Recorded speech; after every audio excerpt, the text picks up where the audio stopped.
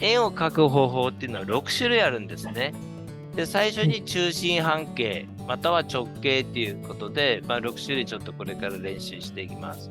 円っていうの、これが中心半径です。中心点をして、ここですよ。ここ、常にコマンドウィンドウを見るようにしてくださいね。で、ここのメッセージを見て解釈するんですよ。あれって。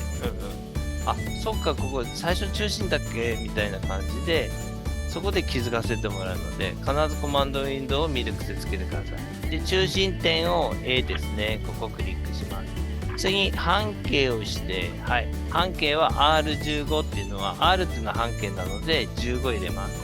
15エンターです。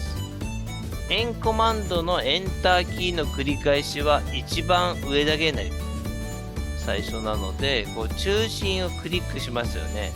この時に、ここのコマンドウィンドウを見てください。コマンドウィンドウ、ここ。ここに、下がオプションですね。中心から直径に変える場合は、この直径を選ぶんですけど、その上のデフォルト15っていうのは、今、半径をして、要は半径を入力しなさいって言ってて、デフォルト、要は今の中身は15入ってるよって意味なんです。っていうことは、また同じ15の場合は、エンターキーだけでいいんですよ。同じ場合は入力する必要ないってことです。2点を指定して円を描くです。2点。はい。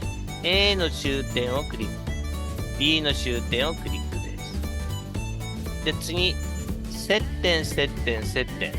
整節、整節、整節と同じ意味です。ね、整節、整節、整節。これをクリックします。はい。三角形の、はい、2の斜め線の1本のところで1回しかクリックできません。はい。次、2つ目の線の上クリック。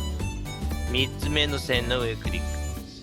この円の整節選んだ場合は、接線入ってなくてもいいですからね。スナップ関係なく、接点、接点、接点でくっついてくる。じゃあ次、今度は長方形です。